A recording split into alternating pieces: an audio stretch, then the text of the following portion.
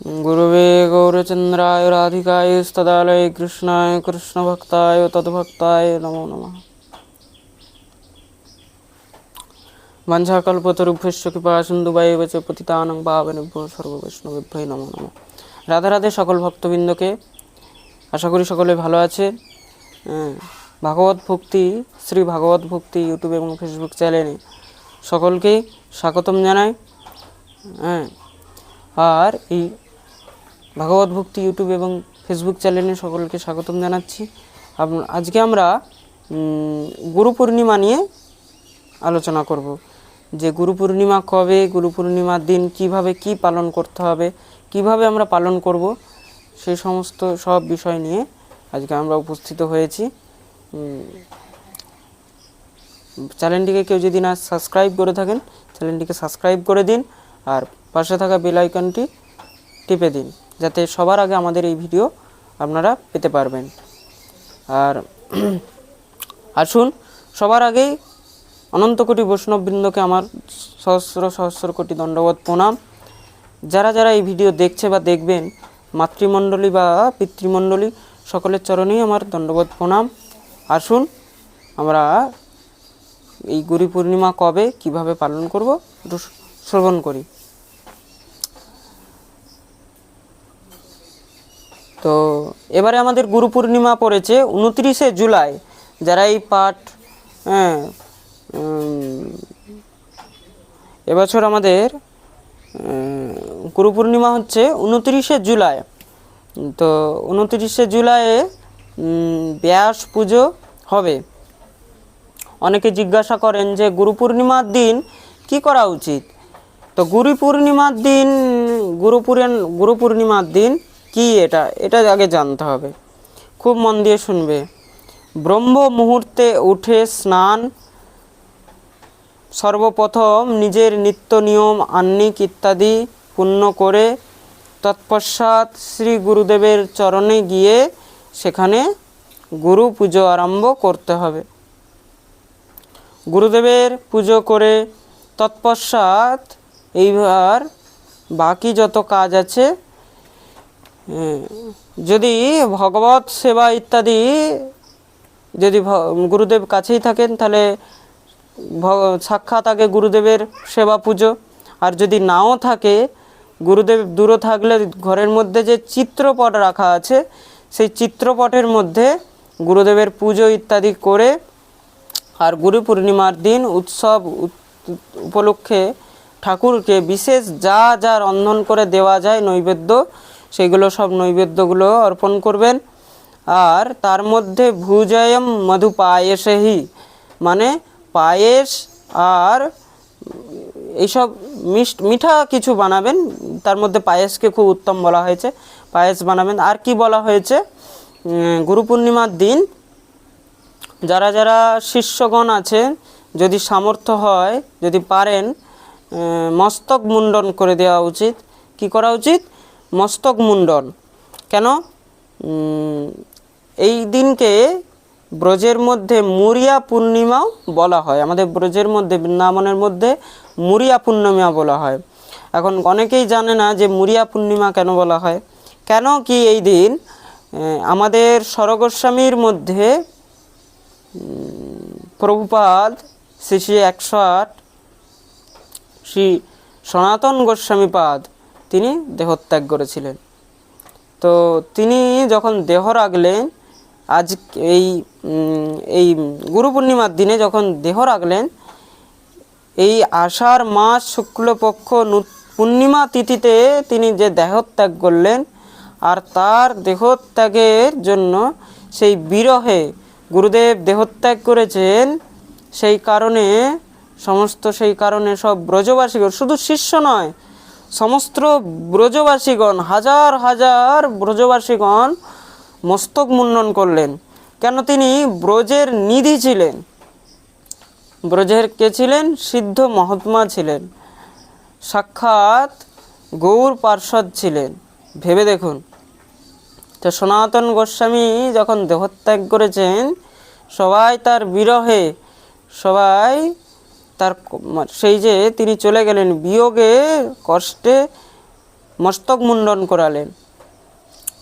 তখন সেই সনাতন গোস্বামীর দেহকে কাঁধে নিয়ে সবাই গিরিরাজ পরিক্রমা দিলেন। গিরিরাজ পরিক্রমা দিয়ে তার জন্য এই গুরু পূর্ণিমার দিন গিরিরাজ পরিক্রমারও অনেক বিশেষ ফল বলা হয়েছে, বিশেষ মাহাত্ম্য বলা হয়েছে। তা অনেকে জিজ্ঞাসা করেন যে গুরু পূর্ণিমার সময় গিরিরাজ পরিক্রমার কি সম্বন্ধ? তো গুরু পূর্ণিমার দিন গিরিরাজের পরিক্রমার সম্পর্ক হলো এটাই যে সনাতন গোস্বামীপাদ এই দিন দেহত্যাগ করেছিলেন এবং তার দেহকে নিয়ে শিষ্যরা সব, ভক্তরা সব, ব্রজবাসীরা কীর্তন করতে করতে সম্পূর্ণ গিরিরাজ পরিক্রমা দিয়েছিলেন। কি করে? মাথা মুন্ডন করে। তো আমাদের ব্রজভাষায় বলে মুর মুরাকে। তা মুর মানে মাথা, মুরাকে মানে মুন্ডন করেছে, তার জন্যে মুর মুরাকে, তার জন্যে মুরিয়া সবরে মুরায়কে আগে। কোন দিন? পূর্ণিমার দিন। তার জন্য পূর্ণিমাকে বলে মুরিয়া পুন, মানে মুরিয়া পূর্ণিমা।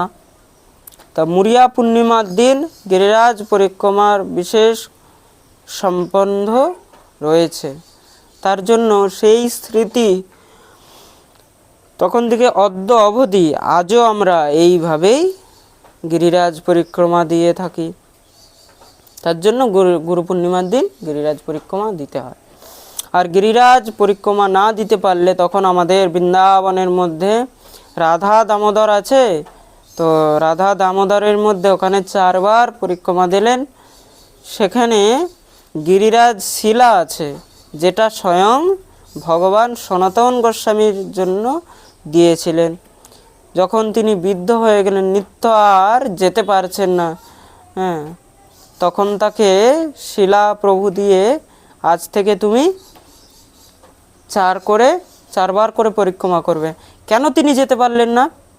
কারণ তিনি তো থাকতেন ধরুন আমাদের এখানে এই বৃন্দাবনে এতে আর তোমার মদনমোহন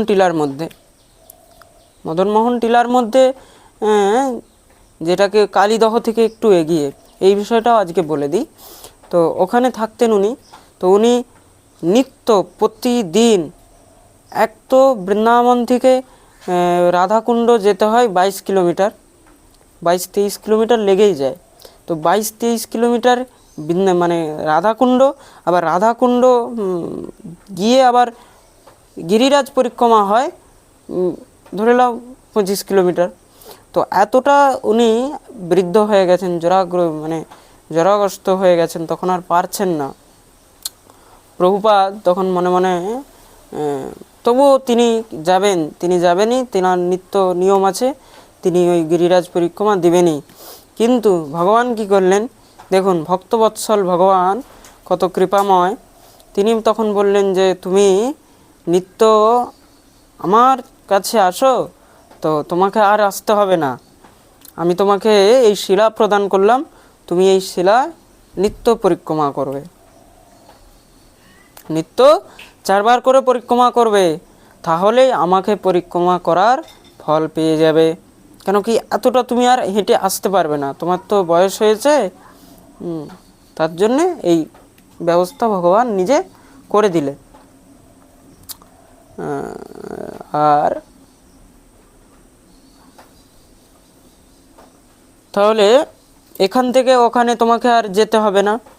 আর বেশি 7 ক্রোশ 21 কিলোমিটারও আর বেশি পরিক্রমা করতে হবে না। 4 বার এই শিলাটাকে পরিক্রমা করলেই গিরিরাজ পরিক্রমা হয়ে যাবে। এখনও রাধা দামোদর মন্দিরে সেই শিলা রয়েছে, আপনারা গিয়ে দর্শন করতে পারবেন। আর কারা কারা এই রাধা দামোদর মন্দির গেছেন বা বৃন্দাবন গিরিরাজ পরিক্রমা করে এসছেন, আমাকে কমেন্ট সেকশনে একটু জানাবেন। বলিয়ে গিরিরাজ মহারাজ কি। আর যদি সামর্থ্য হয় সেখানে সাধু বৈষ্ণব সেবা ইত্যাদি দেওয়া উচিত। আর সেখানে সবথেকে শ্রেষ্ঠ হলো নিজে সশরীর গুরুদেবের কাছে গিয়ে উপস্থিত হয়ে গুরুদেবের সেবা গুরুদেবের পুজো করা যায়, আর ধামে এসে যদি গুরুদেবের কাছে যদি থাকা যায়, এর থেকে আর শ্রেষ্ঠ কিছুই নেই। কি বলা যায় এর বিষয়ে আর তো কোনো এই নেই। তো এইভাবে আপনারা গুরু পূর্ণিমা ব্রত পালন করবেন খুব নিষ্ঠা করে, আর গুরুদেবের সেবা পূজা ইত্যাদি করবেন। গুরুদেব যেই বীজ মন্ত্র ইত্যাদি দিয়েছে সেই মন্ত্রগুলোকে জপ করতে থাকবেন। গুরুদেবের পূজন ইত্যাদি প্রাতঃকালেই করে ভগবত সেবা ইত্যাদি করবেন, আর ব্রহ্ম মুহূর্তে উঠবেন। এই হলো গুরু পূর্ণিমা, আপনারা এইভাবেই পালন করবেন। তো আসুন, এই বলেই আজকে ভিডিওটাকে এখানেই বিশ্রাম দিচ্ছি। রাধে রাধে, জয় রাধাশ্যাম সুন্দর।